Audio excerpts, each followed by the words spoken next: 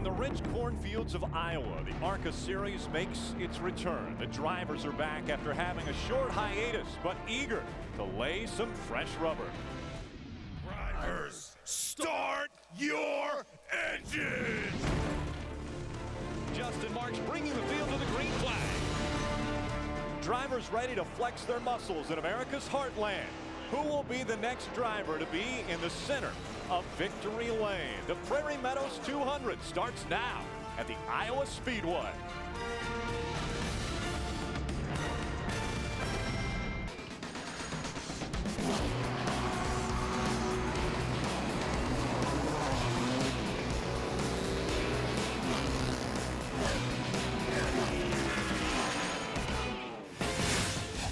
Rising from the fertile soil of the Midwest stands one of the newest and most technologically advanced racetracks in America.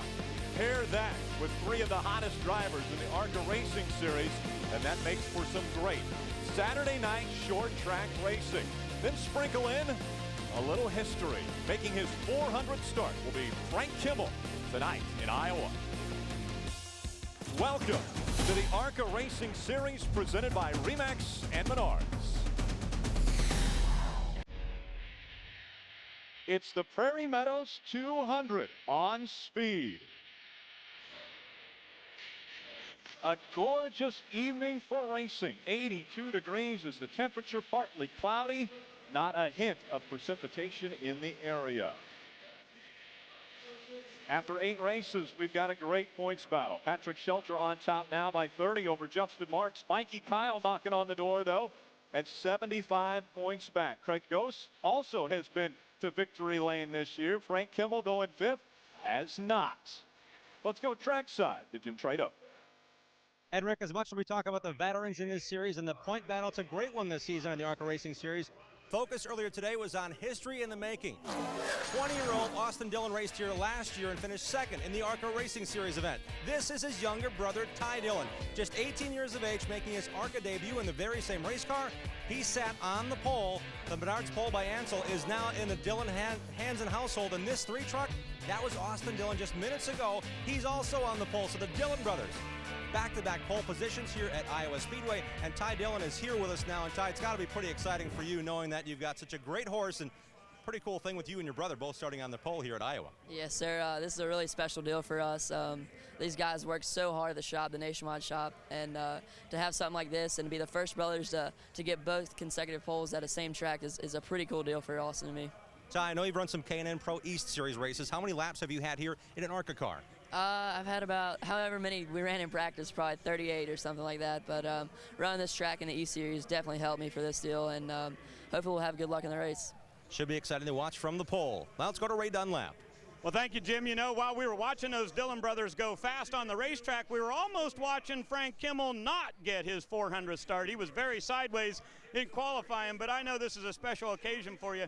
Frank, I was there at Toledo the night you got your first win, and we were both a lot younger then. But tell me about the memories from win 1 all the way up to today. Well, it's just amazing that we've got 400 starts, and to think that we're here in Iowa to get our 400th start.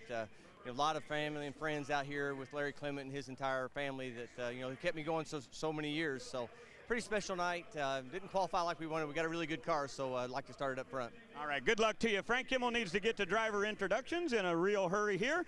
But when you talk about Frank Kimmel, you talk about numbers in the Arca Series that are absolutely amazing. In just about every category, he is the leader. Making his 400th start tonight, quite an accomplishment. Frank Kimmel starts 16. Guys? Well, thanks, Ray. We come off of talking about Frank Kimmel with his 400th start, and we talked to a couple veterans who have been in victory lane. Mikey, you got a win. Ken Schrader, you've got 15 wins in the Arca Racing Series. And we see a transition now from maybe the veteran of Frank Kimmel to some of these young guys coming up, like Chris Buescher, who you raced against at Toledo. I had the opportunity to race with Chris at Toledo. He's in the Rollo Brothers car, a lot of experience there, a development driver for Jack Roush. He did an awesome job. Won the race, his first win. but we've had 6 first-time winners today. And we know here we got a rookie sitting on the pole, and there's no telling what's going to happen tonight. Well, think about this schedule. This is why this is such a great development series for young talent, and that's why these guys are coming along so fast. We've raced 8 races, Rick, in the past 4 months, Right. and they've been on basically short tracks, super speedways, but all paved. It's getting ready to get serious here in Arca. Over the next 3 months, we're going to race 12 times. We're going to be on dirt. We're going to be on road racing. I mean, you're going to see it all. Talladega. I mean, these guys are going to get with it. From the big tracks of Daytona, we've seen road courses, Palm Beach, as you mentioned. We're going to dirt tracks. We will run on those, but we have seen some amazing things here. 6 first-time winners out of our 8 races, and again, 7 different winners have been to victory lane. The drivers are going to be strapping in. They'll fire the engines when we come back. The green flag will fly on the Arca 200 from Iowa Speedway. Coverage of the Arca Racing Series on Speed is brought to you by Remax. Find your dream home at Remax.com. And by Menards. Save big money at Menards.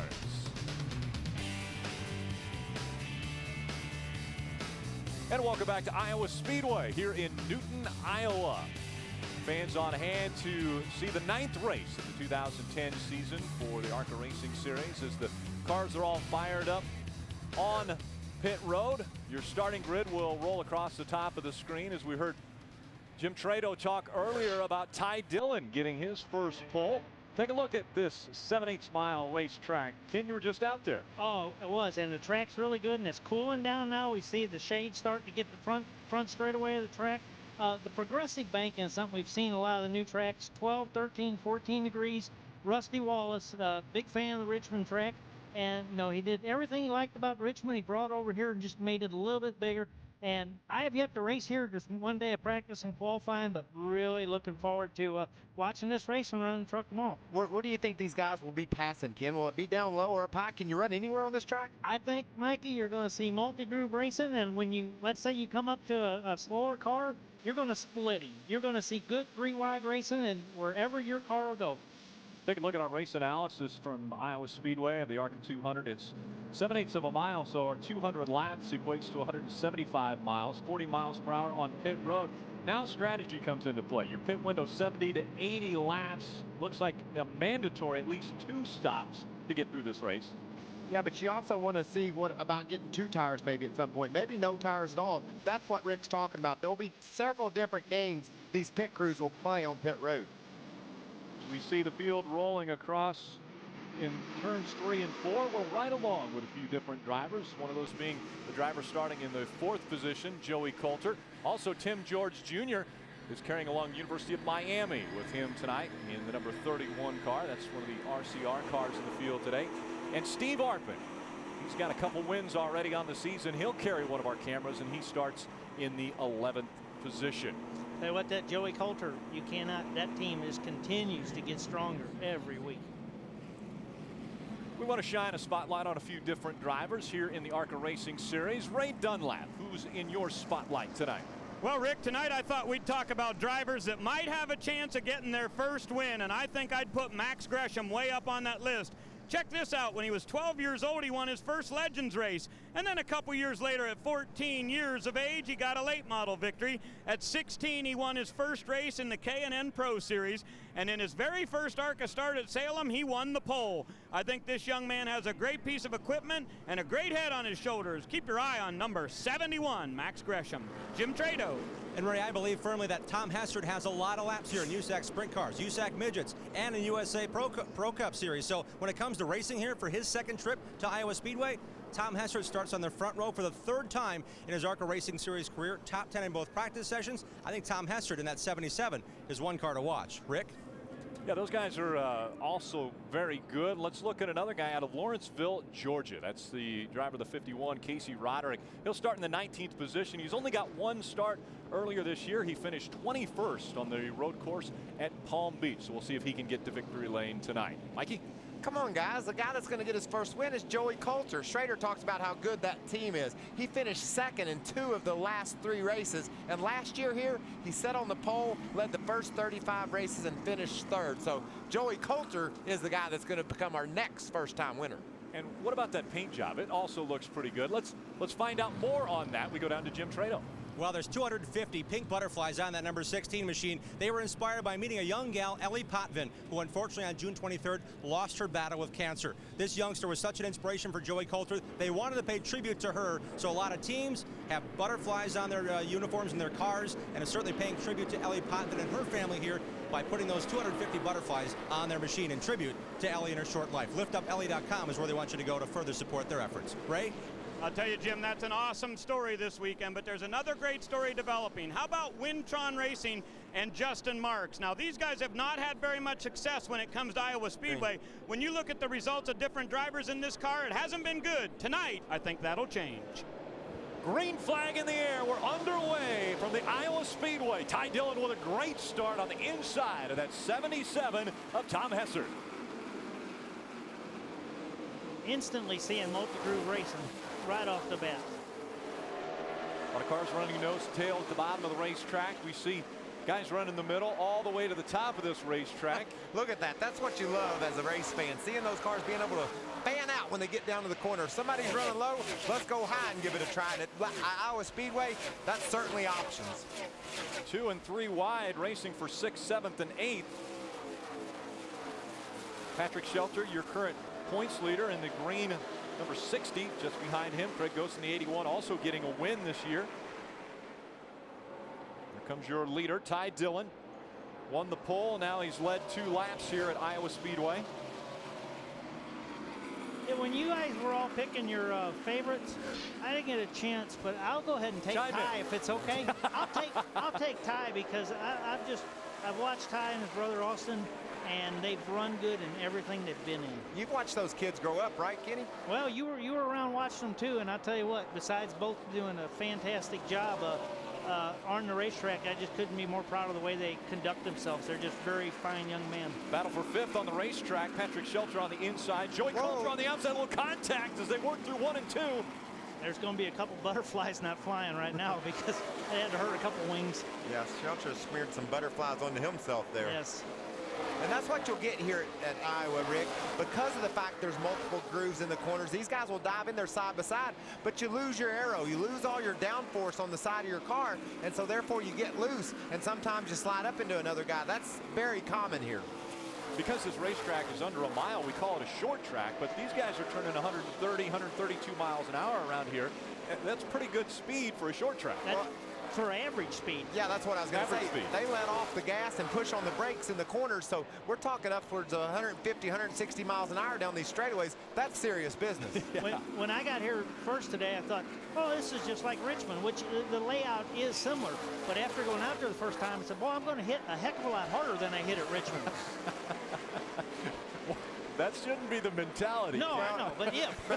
But Kenny and I grew up when the walls were concrete. Yeah. And so when we went somewhere, we said, okay, we're running this fast, and if we hit the wall, it's going to hurt this bad. Yeah. And that's funny because, funny you say that. Not that funny. Well, the unique thing about this racetrack is they didn't start with a wall and retrofit it to safer barriers. They started with safer barriers.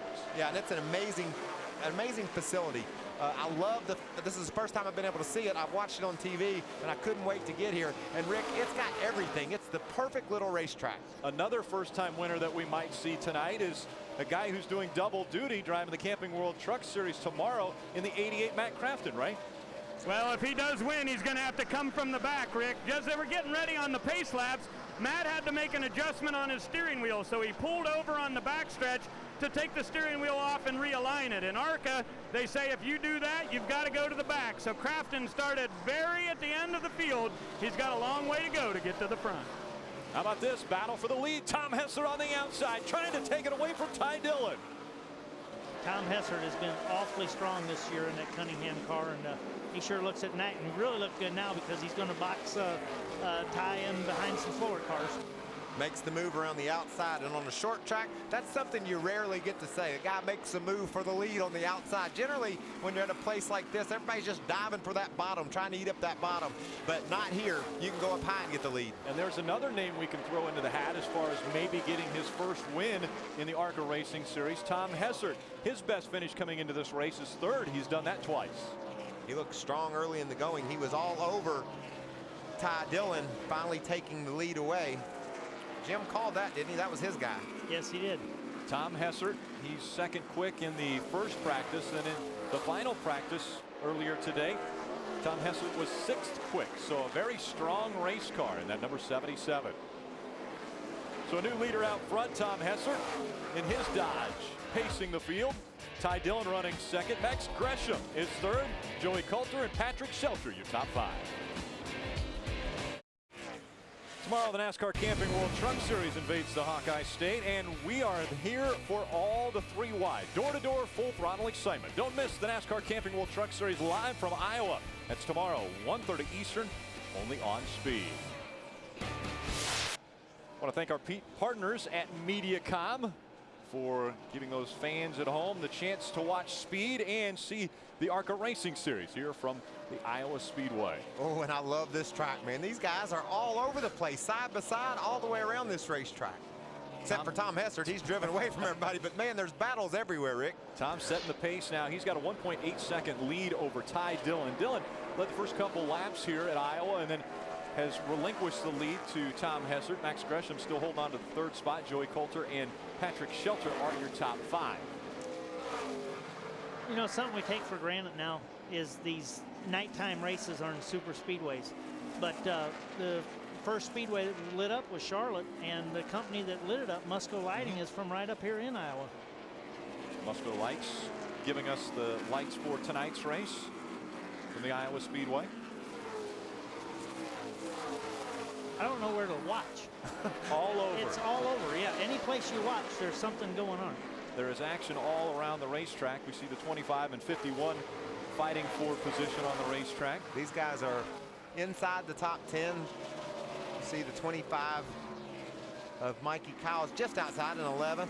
Chris Buescher up in the 10th spot. So these guys are trying to crack that top 10. Just ahead of them, you see Steve Arpin. He's the only guy this year, Rick, that's been able to win two of these darn things. Yep. One on a short track and then went to Texas, crashed early in the going. They taped him up, fixed him up, and I'll be darned if he didn't come back and win on that big super speedway as well.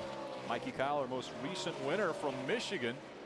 Ken, you made an interesting statement about, or not Ken, Frank Kimmel was making an interesting statement about this racetrack. He compared this racetrack to Michigan. He said it's a momentum type of racetrack. Did you feel that when you're in the truck? Well, most definitely, because originally, like I said, I thought it was like Richmond. But Richmond, you go down there and you really get slowed down. You have to be careful down here to not slow down too much, because you have a tendency to want to get the car going slower than you really have to. And that's where, like any track, you really gain your speed is carrying that momentum through the center of the turn. The guy who looks like he's carrying the momentum the best is Tom Hessert. He just put Brian Silas in that 11th a lap down, right? Well, he did put him a lap down, Rick, but what a move it's been for Silas, who's gotten his way up to 22nd. He had to start in the back of the pack tonight. Why? He was not here earlier in the day. His wife about to give birth, and he was not sure he was going to make it here to the racetrack from Florida.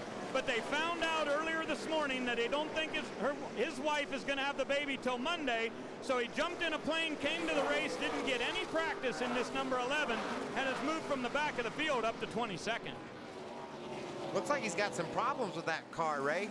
A little smoke on the left front, maybe sideways off turn 2 a lap or so ago. Something's going on there.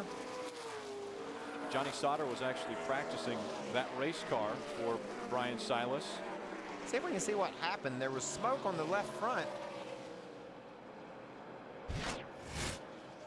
What's this all about?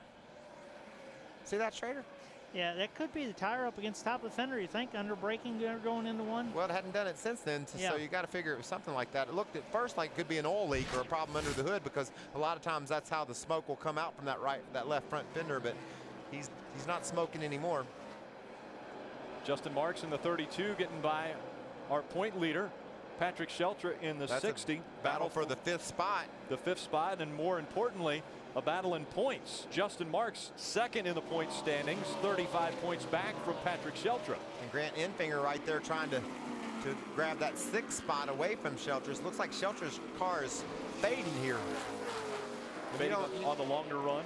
Tight point battle too. You know, you can't afford to be giving away these spots. Relatively short race here at Iowa. We're already 27 laps into this 200 lapper, so be a couple pit stops. He can do some work on that thing, but you want to try to keep your track position the best you can. Minimum of 2 pit stops. You know, as we saw when we saw, oh, I'm brain dead. when we saw the 11 car get lapped just a minute ago. Right. You know, you can go down a lap quick here, so you can't give up that track position. Well, and Ty Dillon and Tom Hessert were setting such a blistering pace early on. Now their last lap time is right around the 25 flat mark, 24.9 for Ty Dillon on his last lap. Those guys are clicking off those types of laps, and the guys at the back of the field are running right around 26 to 27. So you're losing a second to 2 seconds a lap at this place. And if I do the math correctly, that means you'll be lapped in about 25 or 26 seconds. You're a lot smarter than when I it. worked with you before, Mikey. I'm telling you, you've really made some gains. I'm going to put it at 13 laps, as a matter of fact. It's good to work with you again, Schrader. We hadn't been together in a long time. I forgot how dumb you thought I was. Yeah. Battle for third on the racetrack. That's Max Gresham in the 71, just in front of Joey Coulter in the 16. Man, look at all the traffic, though. These guys are constantly battling each other and then trying to get through that lap traffic. What a great battle. Coulter to the inside. Max Gresham has won this year already in the Camping World East Series, I believe. Looks like that Coulter's got the better line off 2. Are we going to go 4 wide? Why not give it a try? Yeah, Kenny, Max Gresham won earlier this year. Yes, he did. In the combination race between the East and West K&N Pro Series. Coulter staying right on his back bumper.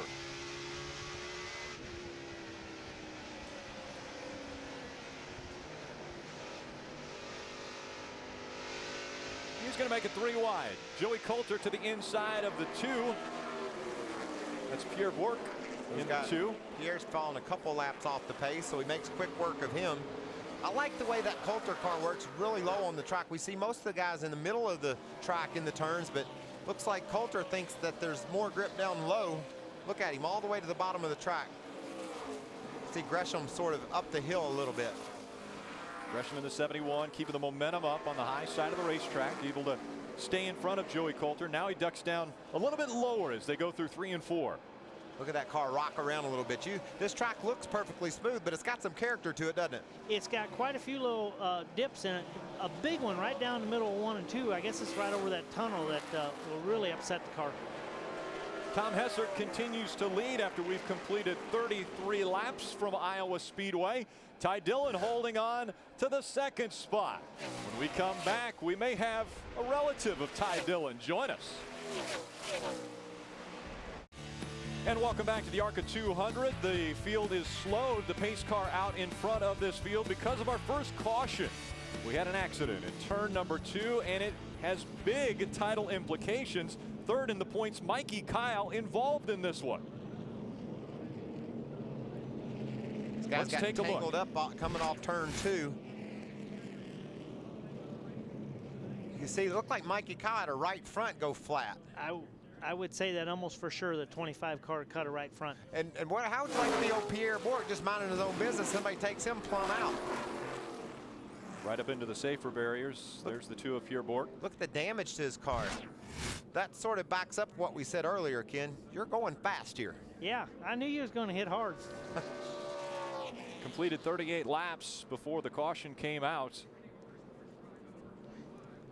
Definitely something in the right front went down in the 25 car because it just shot up there.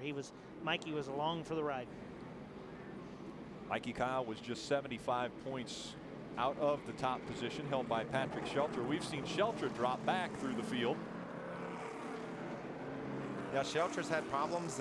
Mikey Kyle had a chance to make up some ground in the points, and now he's had trouble. So big shakeup in the points possible tonight, guys. Patrick Shelter trying to stay in front of Justin Marks as we see a few of the cars making their way onto pit road. Let's head down to Ray Dunlap. Well, I just want to let you know that the 32 of Justin Marks came in. He was free in early, but very, very tight through the center. So they wanted to put some right side tires on there and made a track bar adjustment on that number 32. So he'll be way back in the field when we get ready to go back to green. From my end of the pit road, looked like about 6 cars deciding to pit here on lap 40. What happened on your end, Jim? Patrick Shelter, the point leader, who's at 8 top 10 finishes in a row to start the season, has brake issues. The pedal's been going to the floor. He drifted back to 9th. He had just let Mikey Kyle go, as a matter of fact, when the caution came out, so they're worried about that. Frank Kimmel had to drop the track bar 2 rounds, and unfortunately was too fast on exit, so he'll have some work to make up in that Menards number 44. Mikey, I gotta ask you here. With over halfway of a fuel run, I'm just a little bit surprised, and only one yellow. It's our first yellow that we didn't see the leaders come in. Well, I mean, I didn't see 38 laps, Kenny, on this track. Tight little short track, big speeds, but a small track, and we didn't have any cautions. And then when we finally do get one, I figured all the leaders on pit road, but only about half of them. So pit strategy early on. The fans on hand are getting a great show here in Newton, Iowa. Sun begins to set on this Midwestern racetrack. We'll be right back for more of the Arca 200 here on Speed. Still under the first caution of the race here in Iowa Speedway, and it involved third in the points, Mikey Kyle, and then at number 25. Let's take another look. This in turn 2. Everybody's minding their own business, and all of a sudden you see 25 car just head up to the right. Some kind of failure in the right front. And you know, that's another concern, guys. We've run 38 green flag laps. He has a problem on the right front. Is tires an issue, and why did those guys not pit if it was? Jim, what's going on pit road? Are they getting to the bottom of that? They don't know exactly what it is. They just made the call to change the upper control arm. They didn't think it was the tire. They thought something did break, as you guys speculated. They thought the right front was down. The right front was trashed when they got here, obviously. It had a lot of damage to the tread itself. That might have been caused by the fender, because it was right down the center of the tread. They're going to try to change the upper on the right front and get him back out there. Third in points. These guys are thrashing here in the Venturini pit, Ray. Ty Dillon wanted to pit, Jim, but they decided to do what the leader did, so running second, they stayed out. Now check out the crew down here in his pits. He's got a brand new crew chief. That is Cale Gale on top of the box, and over on the other side you will see Danny Stockman. Danny is the guy who calls the shots for Ty's brother in the Camping World Truck Series. And how about the crew down here? They've got an all-star crew, a bunch of Truck Series members and some nationwide crew members here, so when they do finally pit, they're going to be ready. Green flag back in the air here at Iowa. Again, staying out front was the 77 of Tom Hessert. Ty Dillon running in the second spot. And Ty drove straight to the bottom of the racetrack, up beside Hessert, trying to grab the lead back. Before the yellow, Ty's car had gotten where he was running a little bit better lap time. So both these cars have just shown to be the class of the field so far, but looks like some other people have something to say about that. Look at this battle for the lead. We got 4 guys all trying to get that top spot. Joey Coulter, we know he loves the bottom of the racetrack, but now he's running up in the middle. So Ty Dillon running on the inside of that 71 of Max Gresham. We heard Ray mention that Danny Stockman was helping out Ty Dillon, so we figured what better way to help our broadcast out than bring Austin Dillon in. So brother of Ty Dillon, Austin, welcome to the broadcast. Thank you. I'm glad to be on here. This is cool. Congratulations on the pole as well. Pretty impressive, you guys both getting poles today. Yeah, it was really cool. It's cool for the brother thing and my family. Everybody's back at home watching, my mom, and I'm nervous out there watching Ty. This is a little bit more nerve-wracking than driving, I think. Now, your dad is probably still in Chicago. Is that right, Mike? He's spotting for Clint right now during the Cup race, so. Oh, and we've got problems for our point leader. Patrick Shelter is on the apron now. Man, these guys up in the front of the points are struggling tonight. What's wrong with Shelter? Looks like maybe a motor problem. You can see smoke. Smoke coming out of the back of the 60. He makes the quick move to his pit stall. He's definitely speeding on pit road, but he might have bigger problems than that, Rick. They're trying to figure out as quickly as possible what the problem is. Under the hood they go. Again, our point leader, Patrick Shelter, on pit road, Jim. It is the motor, guys. It soured on the 60 car. Again, they were fighting brake issues. They thought they had that better handle on that, but now it's the power plant on the Ferguson Toyota for these guys. Unfortunately, Shelter's string of those top 10 runs might be in serious jeopardy here. Slowly moving around, trying to get that engine problem figured out as the point leader came down pit road. No power. Mikey, I was a little surprised during the start when we saw Ty get railroaded. The guys passed him around the top. Do you think it turns into such a momentum thing around the top, or do you think the bottom gives up a little bit? I think so. I mean, from past experience here, I've run a bunch of races, and the top rolls really good here. I mean, the track's so racy. If you get bogged down on the bottom, it looks like just a bunch of people with freight train you. That's what happened right there. He's working his way back up to there, I think, though.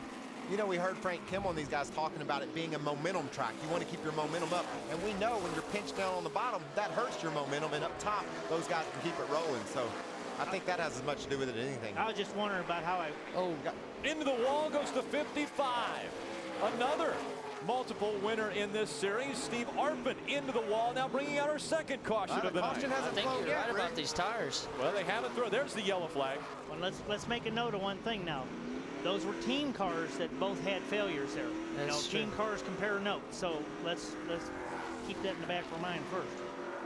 Yeah, but I think once that right front tire blew on Mikey Kyle, man, I want to get me some tires and just check my wear and see what I got. So many times when we see a right front go out, and now, as you mentioned, Ken, on teammates, are we talking about a camber issue? Very well could be. Very well could be. Just too much camber, wears out the inside of the right front tire, goes into cords. And you know, Rick, you can see here the thing just blows out when he goes in the corner straight up. Looks just like Mikey Kyle when he lost his tire. You have camber issues, Rick, but you also have geometry settings in the front end that can treat that right front tire differently on every one of these cars. The way your upper A-frame's configured, the way your front suspension is designed, you might be trying to lean on that tire more than the other some of the other cars do. So there's a lot of issues going on up there. We can ride along with Steve Arpin. Let's listen in.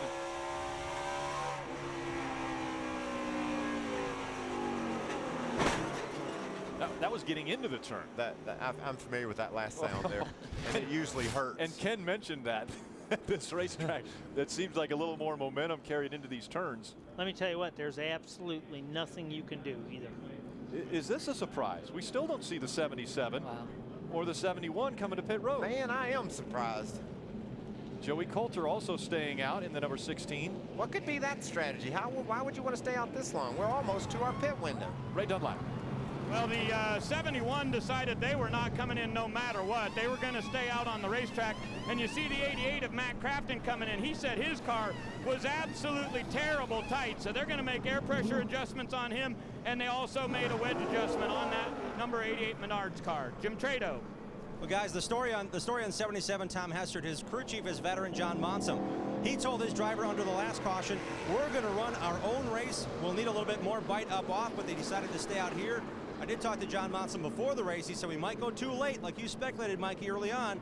But these guys have 2 full sets of tires in here, and John said they can go past lap 100 before they had to pit. So perhaps they're playing the game of trying to get more cars as their pace got them up to 21st in lapping cars here early on in that long green flag. Perhaps they're going to try to pick off some more cars that may be at the back of this field here on the 7/8 mile. A very tough strategy right now for that 77 team of Tom Hessert. Will it work? He's going to have another caution within the next 20 laps. Welcome back to Newton, Iowa, as we're underway with the 9th race of the 2010 season for the Arca Racing Series. Here at Iowa Speedway. Joining us in the booth, Austin Dillon, who will be running the Camping World Truck Series race tomorrow afternoon, and whose brother, Ty Dillon, was the pole sitter for this race and currently holding on to the 4th position. You know, a lot of times, guys, cautions breed cautions. You get all these cars stacked back together, you can have more and more cautions, but these guys are going to have to get to pit road within another 40 or 50 laps at the very, very most. Interesting strategy early in the going. Coming out of turn 4, green flag back in the air. We're underway on lap 58. Look at that crowd, man. On their feet cheering these guys. What a great crowd on a Saturday night in Iowa. There's a race for the lead.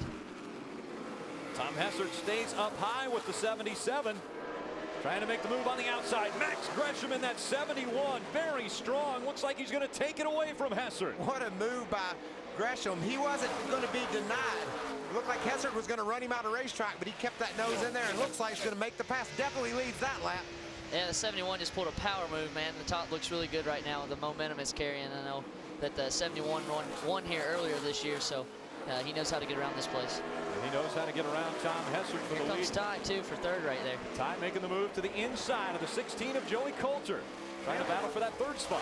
What's that like looking at your little brother out there racing for the lead or a top 3 spot in an ARCA race? That's got to be fun, right? Yeah, it's really cool, especially from the view up here in Iowa. You know, the fans here are great, and you can really tell looking into the stands, all the people here. And, man, that's awesome. He just made the move and passed him on the bottom. That's pretty tough to do here right now, and he was able to do it. Is it still a power move if you pass him on the bottom? I think it's more of a power move. Okay. I think like a slide job when we go dirt racing, Trader. He flexed his muscles there as we see Grant Infinger trying to get by the 16 of Joey Coulter as well. Battle for the lead again. Here comes Hessert working his way back underneath the 71. Max Gresham out in front. Tom Hessert running 2nd. Well, you got to give it up for Max Gresham, because on that restart, he jumped on Hessert. And I think Hessert's got a better car, but Gresham was ready. He saw his chance to get on the outside of him and took the lead away. Here comes Hessert back on the bottom, though. Side by side for the lead. Going into turn number 1. Hessert has to check up, gets back behind Max Gresham in the 71, but tries it again as they go down the backstretch.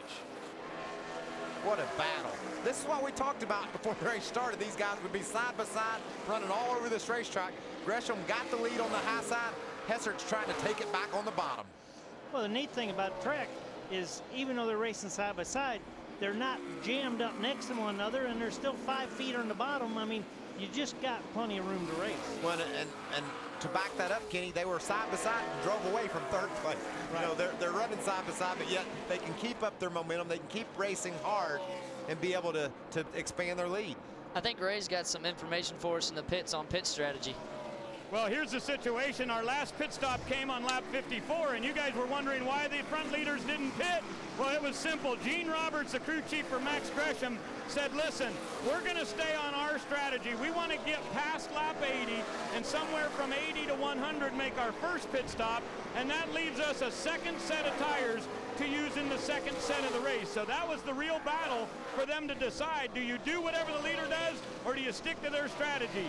Their strategy is wait this out and have some tires left over and maybe even go to as far as 40 or 45 laps to go in this race before they get their last set of tires. And a driver who wanted to be out in this mix right now is Patrick Shelter, coming in with a point lead. Big blow. What happened, Patrick? Well, you know, something let go in the motor there and put a hole in our oil pan. But, you know, we just got to be positive and pick up and go to Mansfield next weekend and do good. How much does this hurt, knowing how hard you guys got to this level? Well, you know, it's something bad to happen here, and I really don't understand it, you know. But, you know, we just got to be positive here and move on. I mean, you know, it's a bad points day for us, but, you know, hopefully we can bounce back up. Good luck at Mansfield, Patrick. Thanks. Guys. And that will end his streak of top 10 runs. All 8 races we've seen Patrick Shelter finish in the top 10, and that ends tonight. Max Gresham playing with the very outer parts of that high groove there. Almost got in a little bit of trouble.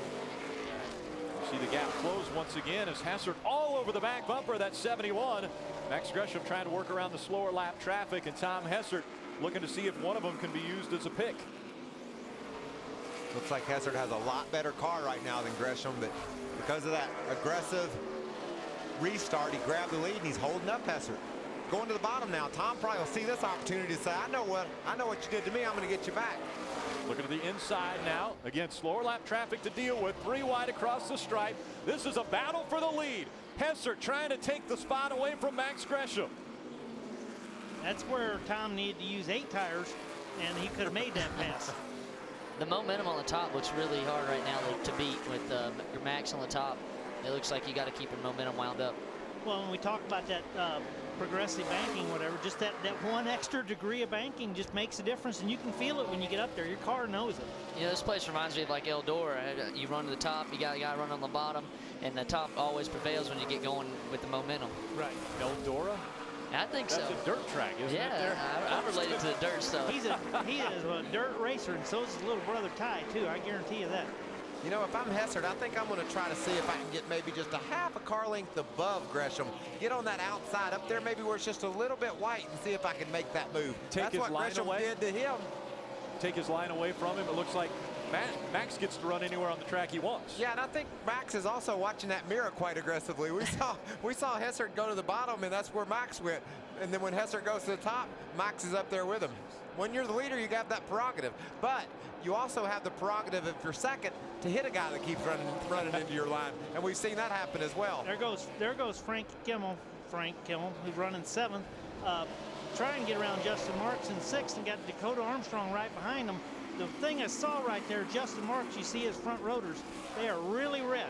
They've using a lot of brake there, and he's got them burning up. Look at Matt Crafton back here, too. I think that's new tires right there. Well, Matt went to the back on the start, ran up to like 7th, came in and got his tires.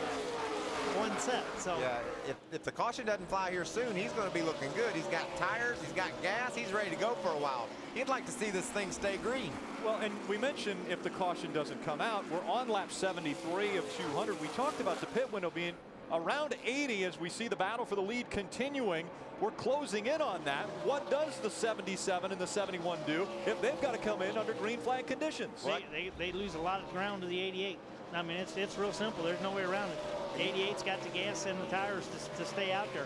The only thing that, you know, kind of messed us up here in the booth is all our buddies told us 70 to 80 laps. And now they're thinking, well, maybe 100. Yeah. You know? They didn't They're fudging a little bit on the numbers.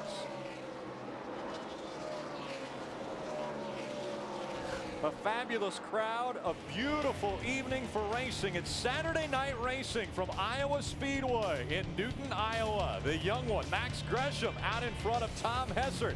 Infinger, Dillon, and Coulter, your top 5.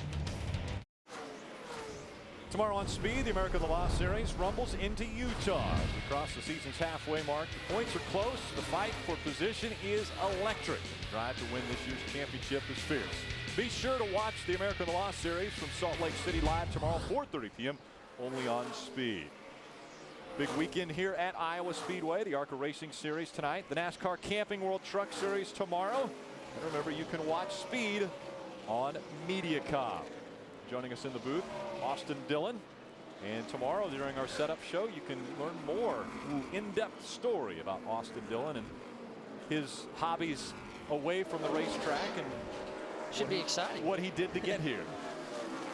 Played in the Little League World Series, didn't you? Yeah, got to play in the Little League World Series in 2002. It's pretty cool. Had Pop come to a baseball game instead of a race. It's unusual for him. Oh, big wreck.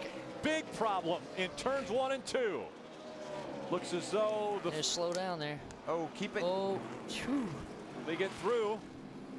I believe the 5 of Bobby Gerhardt involved in this. The 37 of Joey Gase.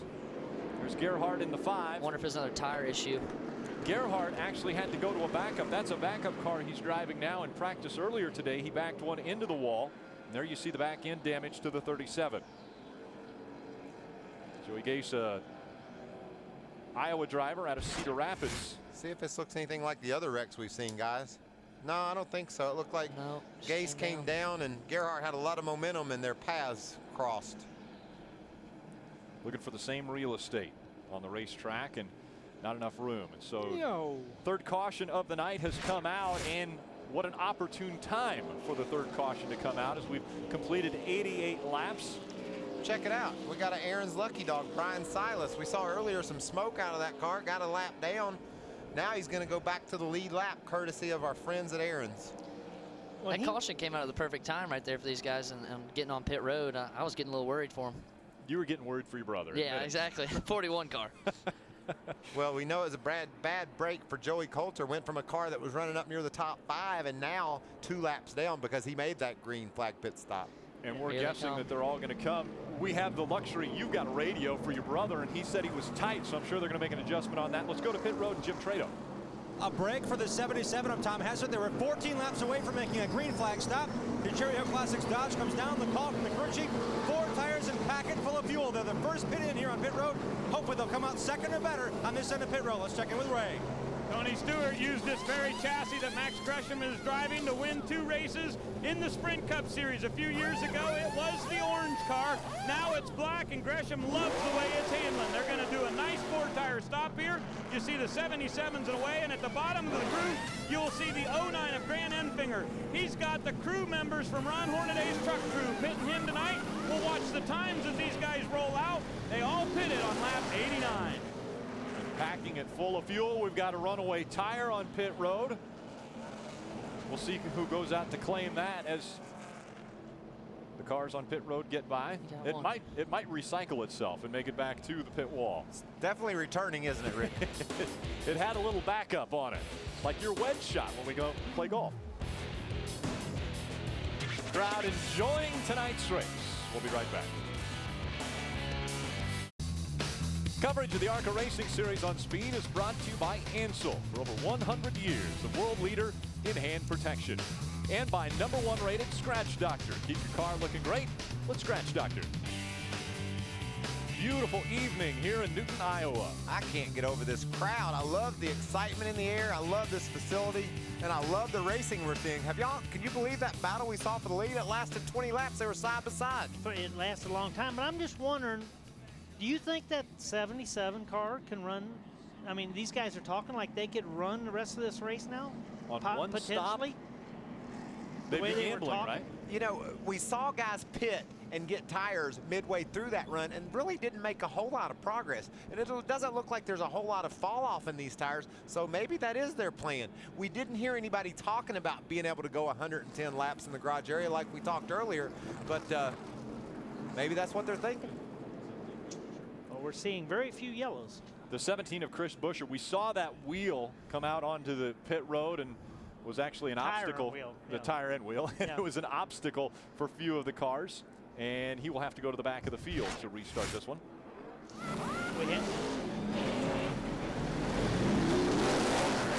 That one right there. Right, we have to have penalties for that, otherwise they'd be rolling across there all the time. But I believe right now we're showing 14 cars on the lead lap. Another RCR cars up front right now. Tim George up front. I don't know if he took tires earlier than these guys, but it's cool to see him up front. Development driver Tim George Jr. Yeah, he's getting his legs under him too, seeing more and more performances out of that car up to the front. Jim, what's happening on pit road, bud?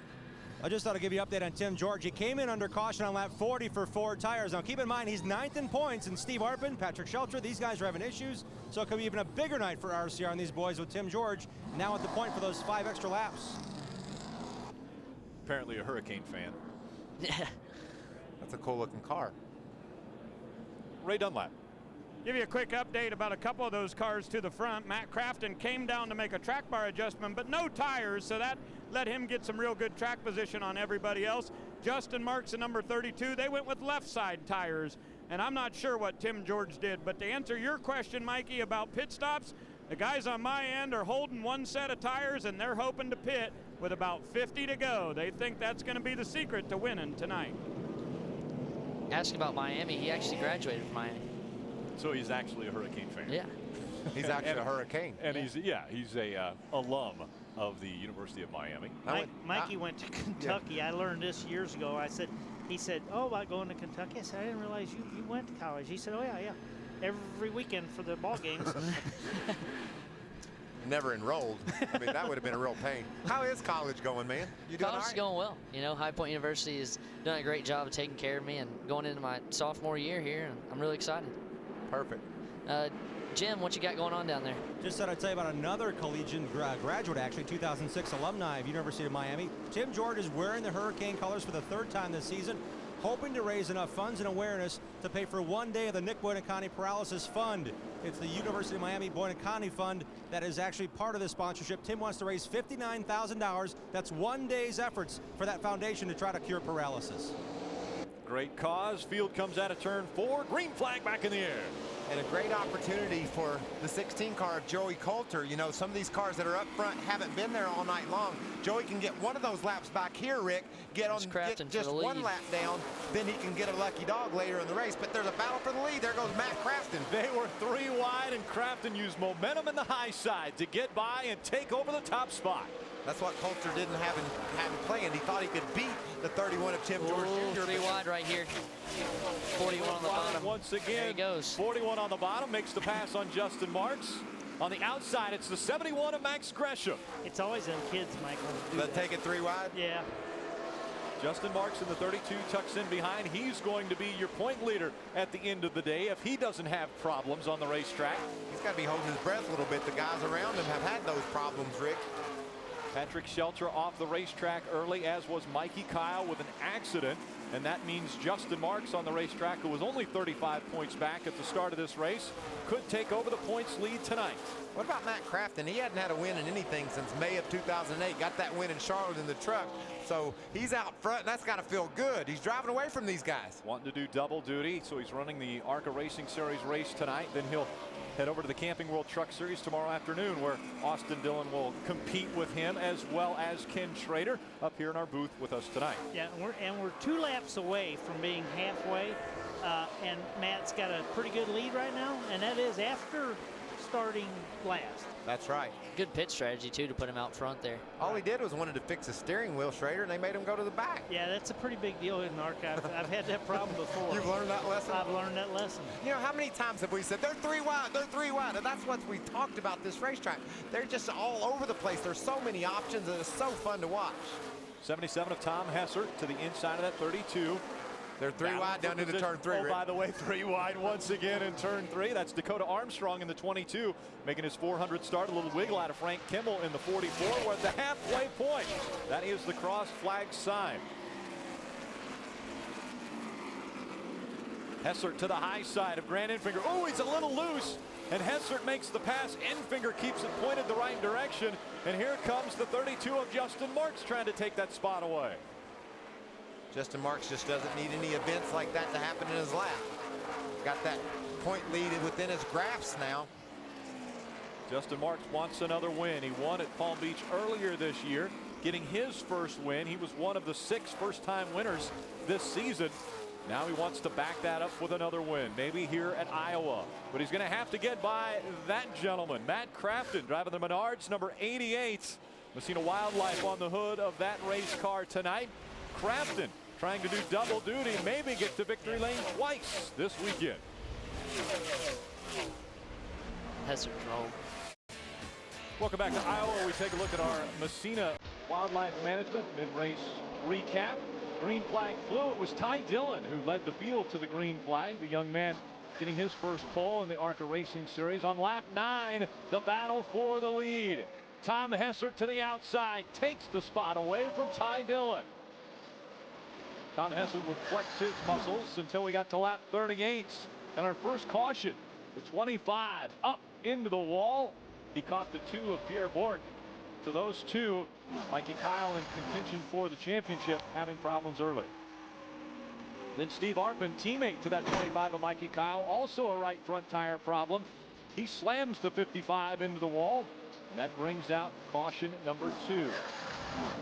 The tight racing continues everywhere around the racetrack. Hessert and Max Gresham battling for the lead. That's multiple laps here at Iowa. And a very close call as Gresham held on to the lead, ducks inside Chad McCumbee, and holds on to that position in front of Tom Hessert. Bobby Gerhardt in the 5, also trying to advance his position, gets into the 37 of Joey Gase, and the 2 of them get into the wall. An opportune time for guys to make it to pit road, but one problem for the 17. The tire rolling away from his pit stall, and so Chris Buescher has to restart at the back of the field. Out in front, though, it is the 88 of Matt Crafton, and this is how he got there.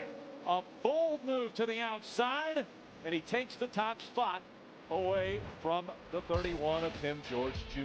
So Matt Crafton out in front. We've had 6 lead changes, 3 cautions for 18 laps, and 14 cars currently on the lead lap.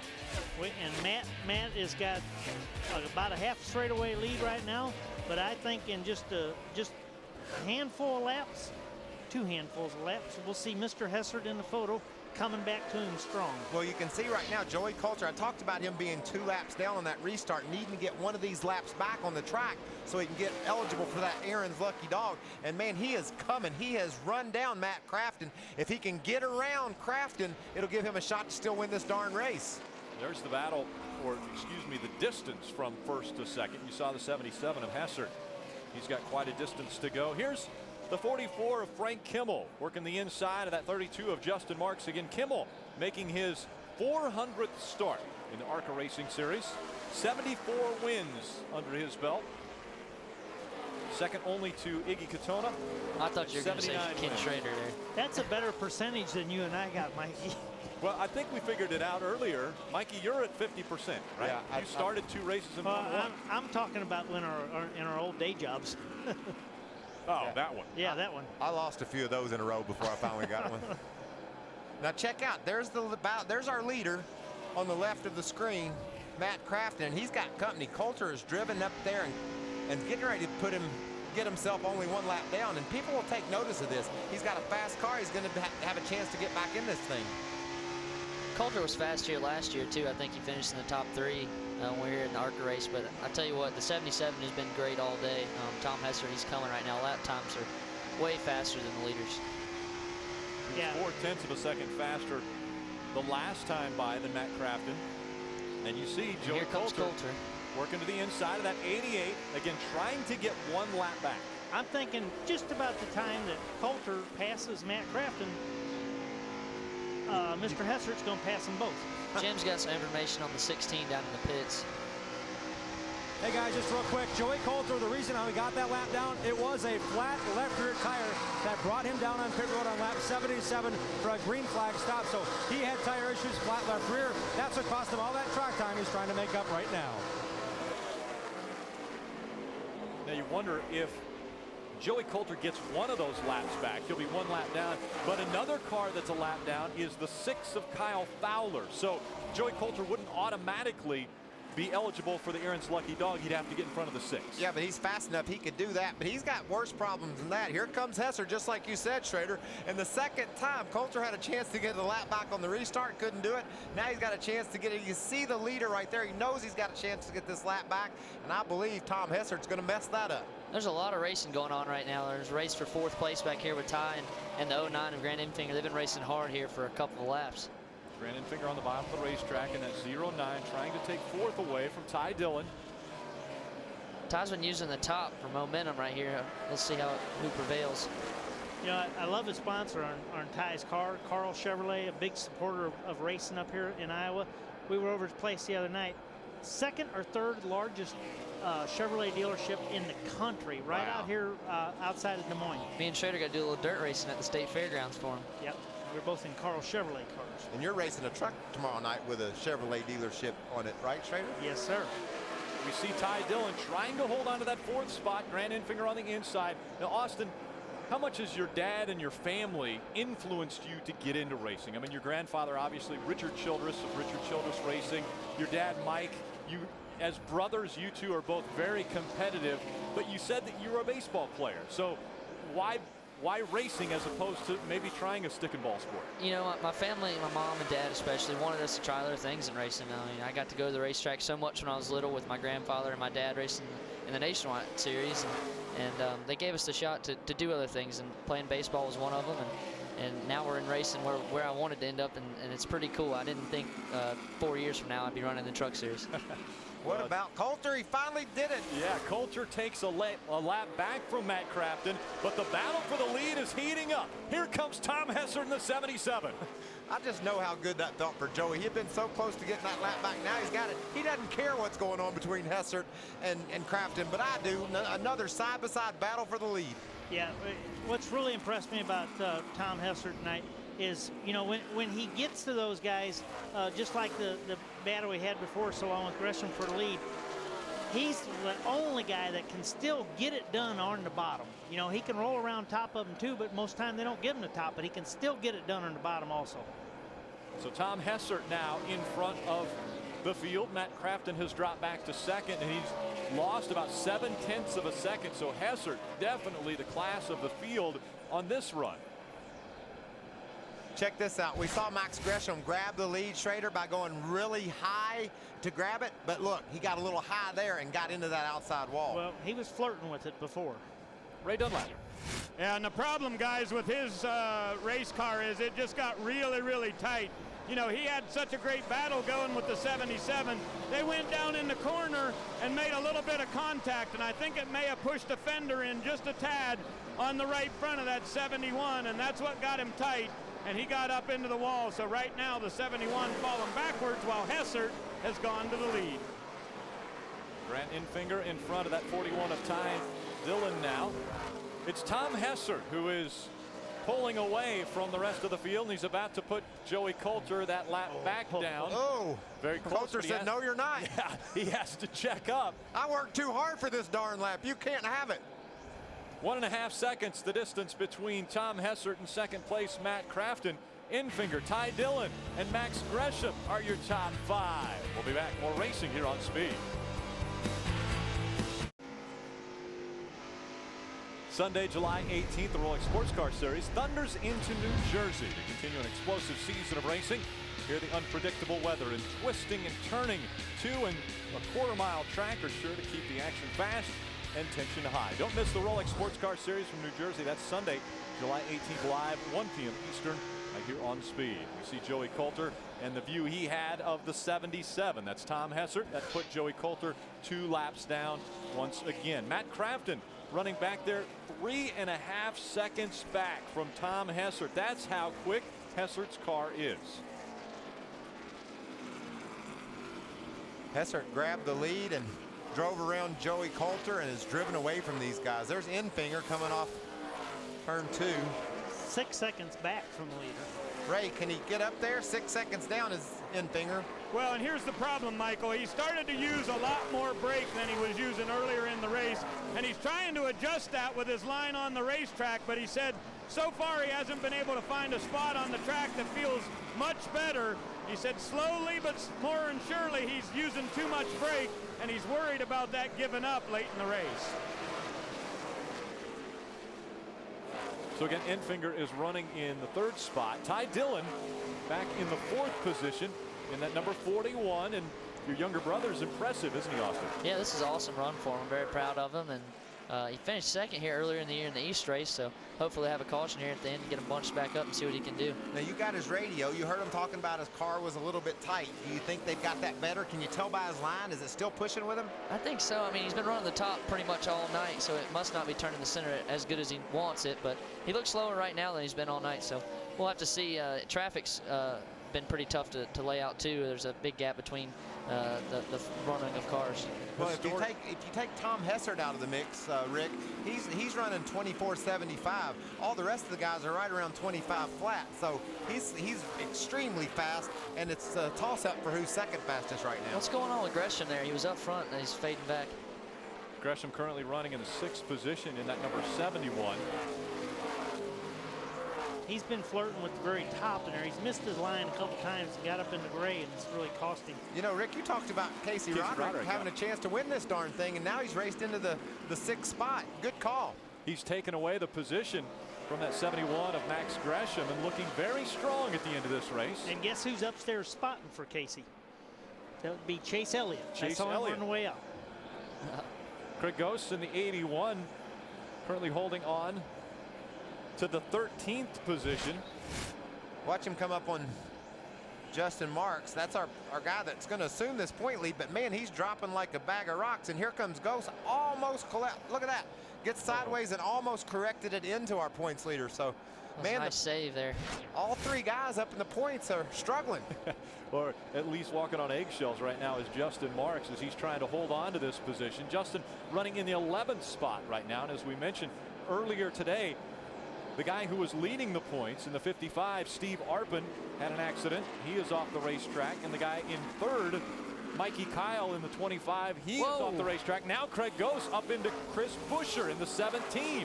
A very close call on the racetrack. Yeah, when you have those close calls, you always want to be on the inside. It's just better. You feel safer? Yeah. Maybe? Yeah, 8 tires will hold you better, I'm telling you. You've got that cushion? Yep. But Chris Buescher said, all right, I don't want to be on the outside if that's going to happen again. He gets in front of Craig Ghost. Let's take another look what just happened. Wow. Contact.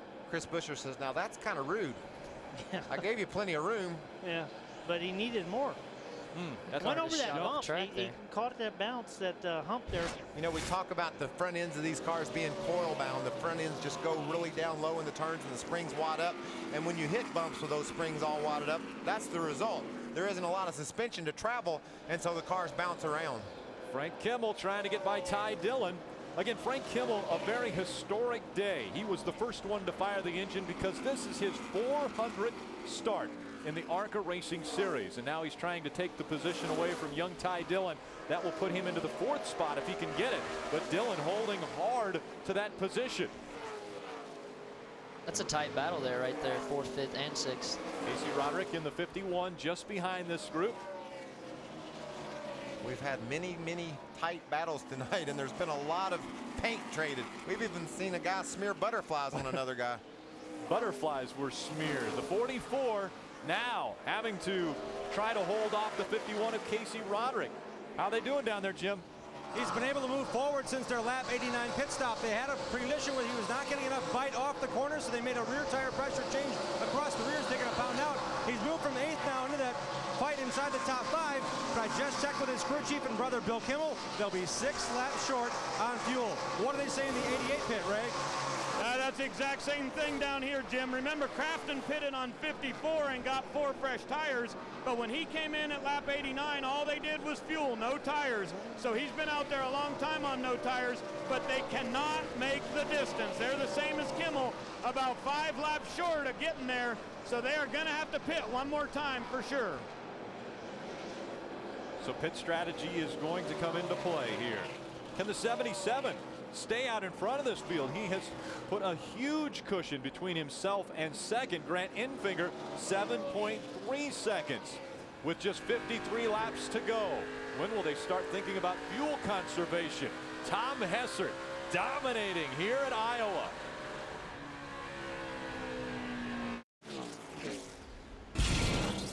Fuel your passion for auto racing between events with Speed.com and Speed Mobile. Get expert analysis, latest stats, results, videos, and the latest news posted as soon as they become available. Get more at Speed.com or m.speed.com on your phone. And we are under caution once again. This is the 4th caution here at Iowa Speedway. This time it's for debris on the backstretch. You know, if we listen to the guys on pit road, Ray, they wanted to pit with about 50 to go to get those last sets of tires to set up perfectly for that. I wonder if that's what these guys will do. Well, to me, this plays into Mr. Hessert's hand, because this is, you put your last set of tires on and the fastest car goes for 50 laps. But I don't know. You guys mentioned at the front of the show that there has been 6 new winners this year, and the top 3 right now are all winless in the Arca series. It looks like to me there's only one guy in the top 8 that has won a race, and that's Frank Kimmel. Look at all those non-winners up front. We've got a lot of youth and a lot of guys wanting to get that first win. Top 9. Yeah, top 10. Top 10. Well, okay. Yeah. Aaron's lucky.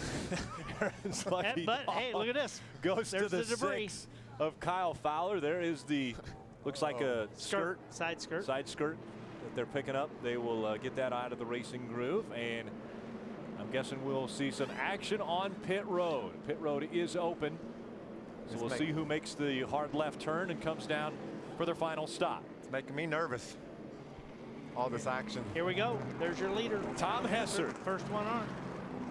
Let's head down to pit road and Jim Trado. And he's going to do a 4-tire change. His crew chief, John Monson, said some guys might take 2, but we are good enough. We'll take 4. We'll still pass these guys. The Cherry Hill Classic cars, Dodge, again, just 4 tires. They're going to pack it full of fuel for these final 50-some laps. And what they're going to have is hopefully a battle out pit road. We'll see if the battle changes on the other end of pit road. Let's check in with Ray. At the bottom of your screen, you see Matt Crafton. His car was a little bit tight. They're going to make a track bar adjustment for him. They're going to go with 4 tires. Now, Howard Bixman, the crew chief on Grant Enfinger, told me he thought they could have made the distance had this caution not come out. We'll see how they hold up on pit road. Hessert got to pit road very early. He's on his way down already. Crafton leads his pit box, and the 09-2 should be a good battle off pit road for the 2nd and 3rd place. Tom Hessert is going to win that battle off of pit road. Grant Enfinger looks like he's going to get 2nd, but a very close call. Was that your brother, Austin? Ty Dillon wins the race for 2nd off of pit road. The fans have got a great show in front of them. Stay with us. And welcome back to Newton, Iowa, as we're closing in on the final laps here. 44 laps to go of the 200. The Arca 200 continuing the 9th race of the season. The Aaron's Lucky Dog, our most recent benefactor, the 6 of Kyle Fowler, gets back on the lead lap. Let's go. We'll learn a little bit more from Jim Trado. And just his 2nd Arca start this season, Kyle Fowler came down pit road because the car was stuck in 4th gear. They put it on jack stands, try to get Kyle out of that 4th gear and back down and away, trying to keep him on lead lap. You saw he got the Aaron's Lucky Dog, but unfortunately for these guys, 2nd trip down pit road to get that car unstuck out of 4th. Well, he's the lucky dog still, though, right? Kyle Fowler ran a Camping World East race for us last year and did a very good job. Aaron's can give him a lap back. They can't do nothing about his transmission. He's running, well, they don't sell transmissions. He's running 14. Federated does. right now, and he's the last car on the lead lap. So we've got 14 cars on the lead lap. The next one is Joey Coulter running 15th, but he's 2 laps down. Joey's been trying to get back on the lead lap for quite a while, and has had a strong car. He's been so close. Now it was an impressive pit stop for Ty there, and the truck guys, my guys, and the Nationwide guys both teamed up and had a good stop, and hopefully they made the right adjustments for him there at the end of the rest of this race. They made the right adjustments. He got something to work with here. He's got track position back. Tom Hessert and Ty Dillon, 1 and 2, coming out of turn number 4. Green flag back in the air. 42 laps of racing to go. It's Tom Hessert. He has been very strong here in Iowa. Does Ty Dillon have anything for him? How about Grant Enfinger and Matt Crafton? Or Frank Kimmel? Can he get that elusive next win, that 75th win that he's been looking for over a year and a half? He's running in the 5th spot. Well, we've still got 42 laps to go, so it's a long way from being over. But if you haven't made your right adjustments and ready for this last run now, your night could be over as far as having a shot to win. Here comes Kimmel to the inside of that 88, trying to take the position away from Crafton. It's pretty neat to think your 400 start and you're still running like that. That's pretty cool. Going for 4th. Again, Joey Coulter 2 laps down to this field in that 16 just in front of these two. Kimmel able to hug the bottom of the racetrack.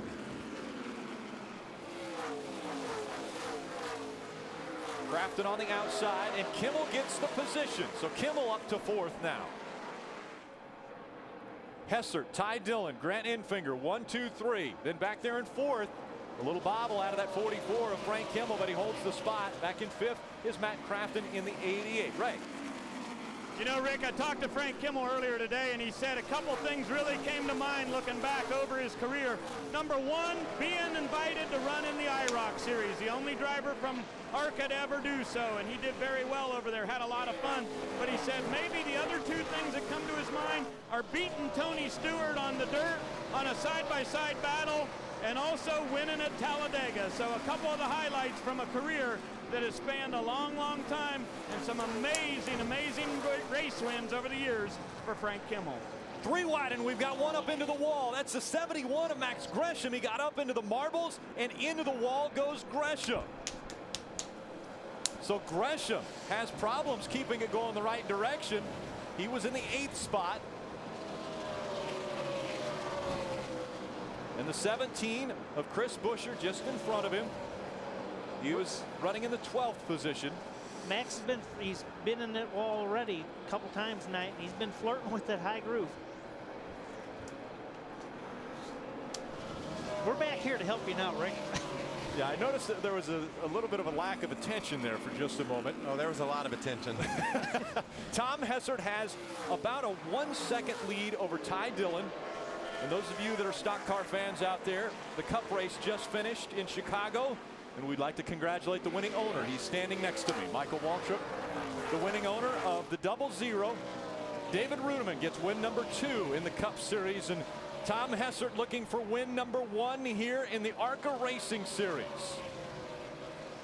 You just gotta love when you can see that win and it's right out there. I just experienced it with Rudiman. I knew it was just ahead of him, and Tom Hessert's been so close and raced so hard, and now he has a shot to win this Arca race here in Iowa. And there aren't many bigger Arca races than this one here in Iowa. Look at the crowd here tonight, the excitement in the air, the competition 2 and 3 wide. One other thing we need to point out, that 77 of Tom Hessert, that was in victory lane a year ago. Parker Kligerman was driving the 77, and he went to victory lane 1 year ago in this race. And now Tom Hessert trying to do the same thing here tonight. And didn't you say earlier? I know that 77 out-edged me last year, and it's a tough car to beat. You know, I gave it all I had last year to try and beat him, and looks like Ty's doing all he can right now. So hopefully I have a restart here at the end and bunch him back up. 33 laps to go. Tom Hessert has a 2-second lead over Ty Dillon now. Ty Dillon holding on to 2nd. Grant Enfinger running in the 3rd position. There's the gap between 1 and 2. That 77's becoming a pain in your neck, isn't it, Austin? It is, you know. stood between you and victory lane a year ago, and now he's doing it. Now he's messing up your brother. Whew. It's not over yet, though. There's still got some laps here. It's going to be a race. Grant Enfinger running in the 3rd spot. So it's Tom Hessert now with a 2.2 second lead over Ty Dillon, Grant Infinger, Frank Kimmel, and Matt Crafton. They're your top 5. Roderick Armstrong, Marks, Ghost, and Silas are your top 10. Tomorrow, the NASCAR Camping World Truck Series invades the Hawkeye State, and we are here for all the 3-wide, door-to-door, full-throttle excitement. Don't miss the NASCAR Camping World Truck Series live from Iowa tomorrow, 1:30 Eastern, only on Speed. A couple guys racing in that race. Standing next to me, Ken Schrader and Austin Dillon. As a matter of fact, Austin Dillon is going to lead the field to the green flag in that truck race tomorrow. Congratulations on that once again. Thank you. You know, the Bass Pro Shop Chevy's been great all weekend, and I'm excited for tomorrow. How about you, Grant? We Premier Chevrolet dealers on our truck, and we start in 13th, but very happy with it. It'll be good. There's Ty Dillon running in the 2nd position right now. He's 3.5 seconds back from Tom Hessert. Hessert, once he gets out front, really flexes his muscles, and he has been able to pull away from the field. He has been the strongest car on the racetrack tonight. He's had a couple tenths of a second in his pocket he's been able to use all night. You know, he can, and the ability to pass on the bottom, which has really let him get back up there. That opportunity to come onto pit road with 50 laps to go really played out perfectly to his strategy. Well, that's when I made that comment. I said, if this is everybody puts that last set of tires on, we're just going to go run 50 laps. He comes out first. This is going to be bad news for everybody. Dakota Armstrong just behind that 88 of Matt Crafton. Dakota getting a win earlier this year at Talladega. A huge win for Dakota. Dakota being team car to Tom Hessert. Matt Crafton, he led laps here earlier this evening. Now in a battle for the 5th position as he's got Dakota Armstrong all over his back bumper. Just in front of him, that 44 of Frank Kimmel, 9-time series champion.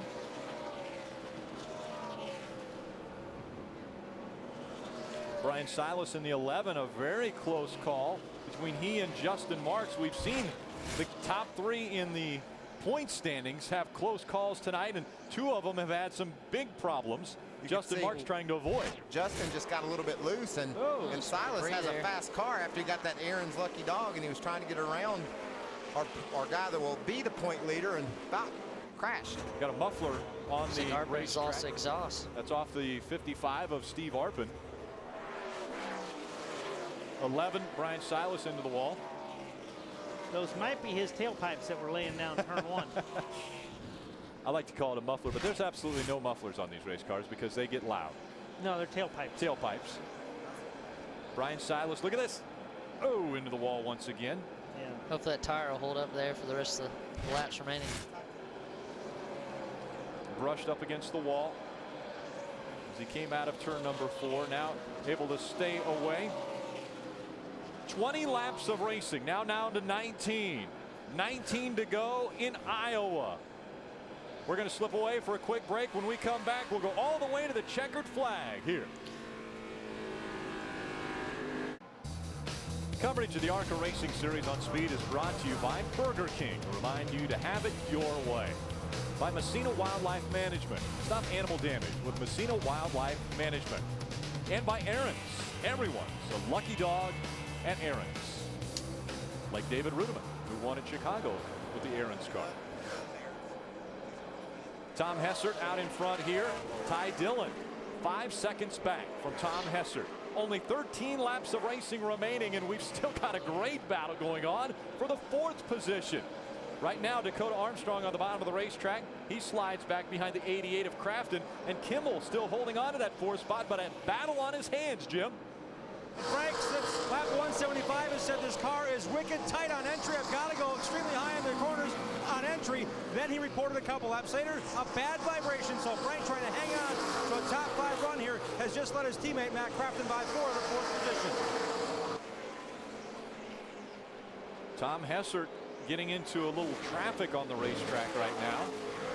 That's what you don't want to see, getting down inside close to 10 to go. You got guys side by side right in front of you when you're leading, and his pace has fallen off a little bit over the last 10 or 15 laps. I know he's probably just being careful with that huge lead, but now he's got some heavy traffic he's dealing with. Look at the 2 cars he's just putting a lap down.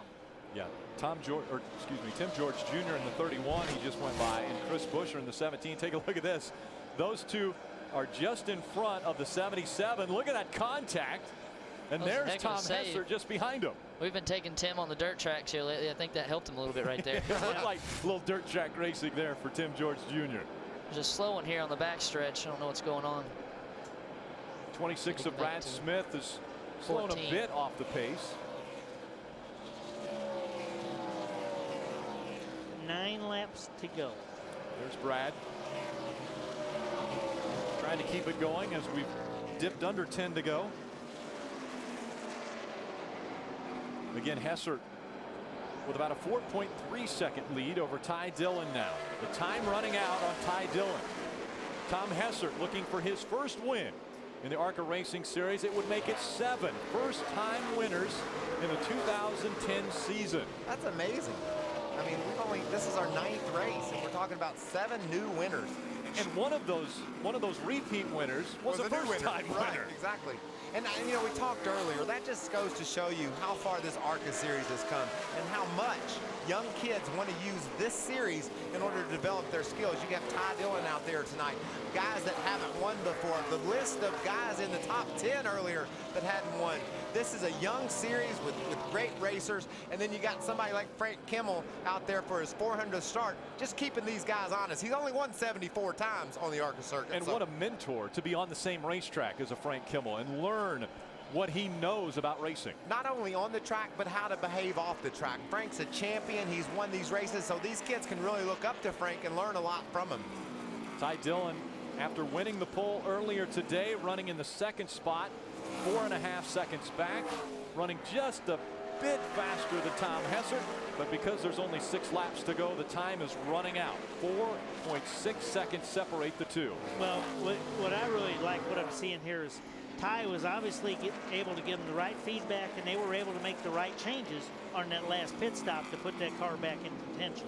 Yeah, the guys in the pits did a great job of getting him back in some track position, and like you said, he made the right adjustments to keep him in 2nd position.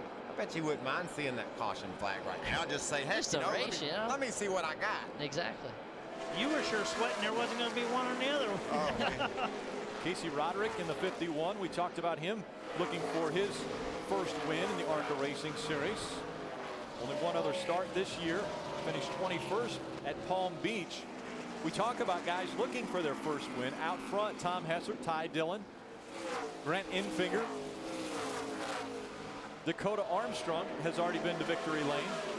Currently running in the 4th spot as we have under 3 laps of racing to go. Tom Hessert in his number 77. That was the car that won a year ago. Parker Kligerman was behind the wheel. Now it's Tom Hessert's turn. Coming out of turn 4, 2 laps of racing to go. We had the opportunity to work with Tom Hessert quite a bit last year. The second half of the Arca series, we helped Robbie Benton and the RAV team run him, and you knew he had the talent. We just had to get him in the right situation. Right front rotor glowing, and now we see the left front rotor of Tom Hessert with a little red glow on it. This time, coming out of turn 4, the white flag will go in the air, looking to improve on his career best finish of 3rd. And could he get that first win in the Arca Racing Series? Half a lap remaining for Tom Hessert as he shoots down the backstretch.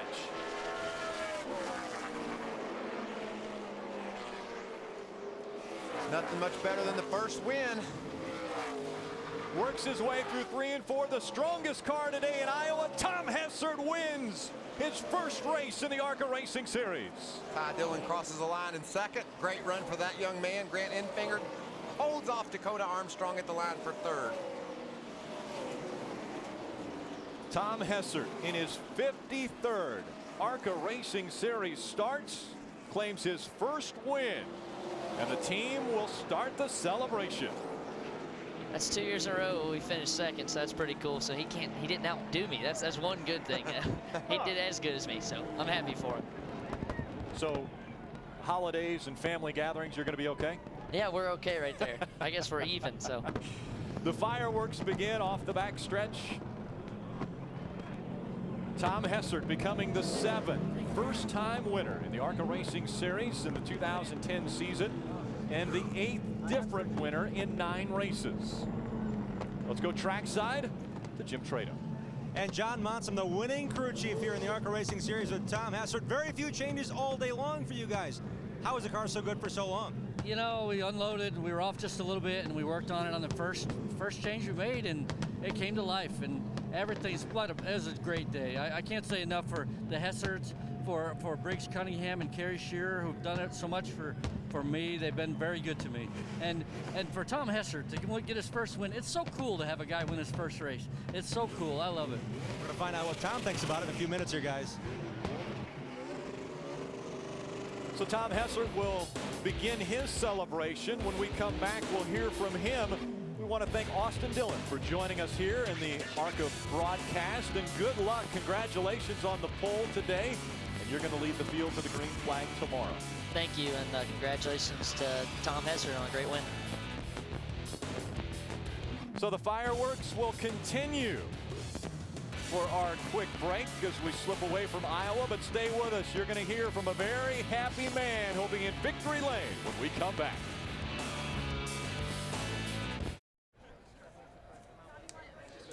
And welcome back to Iowa Speedway. I promised it. A very happy man's going to be in victory lane. He's with Jim Trado. And he's going to climb out of this number 77 Dodge for the second straight year in victory lane here at Iowa. New winner, Cherry Hill, New Jersey's Tom Hessert. With this crew, we already talked to the crew chief. Tom was very calm today, so we didn't make a lot of changes on that race car. Top 10 in practice, no doubt. The fastest car won today, Tom. Congrats on your first win here in the Arca Series. Thanks very much. It was an awesome day. Couldn't have done it. Everyone at Cunningham and my crew chief John Monson did an awesome job. He could have made it easier for me. All the guys did a great job. Can't say enough about the Cherry Hill Classic Cars Dodge today, and can't wait to go to the next one. Talk about racing with Max Gresham and all those laps side by side. That was one heck of a run. It was tough. We were running them down there, and we were better, but it was early in the race, and we kind of took our time and waited till we could get them clean, and we did it. So it was awesome. You worked really hard at keeping consistent. You didn't make a lot of drastic moves here today. How good was the car, and how soon did you know it was going to be this good?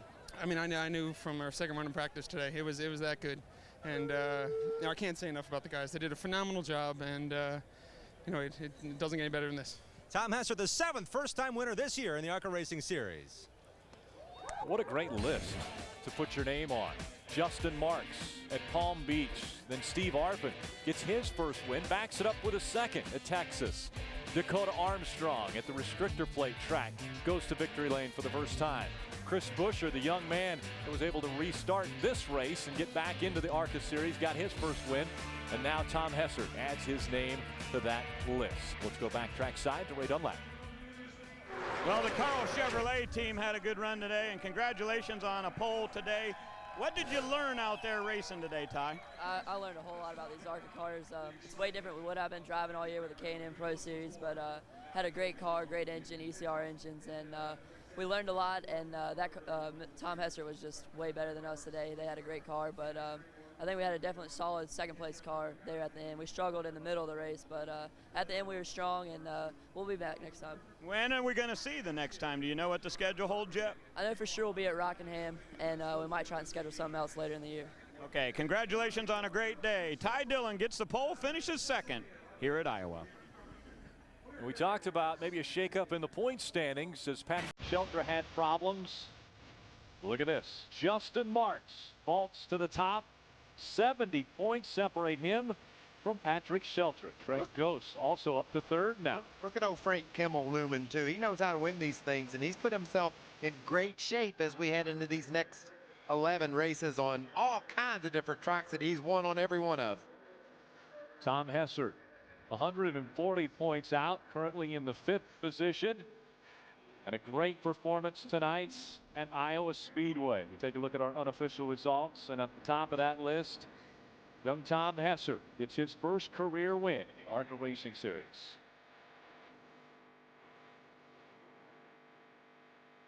Problems for Joey Coulter.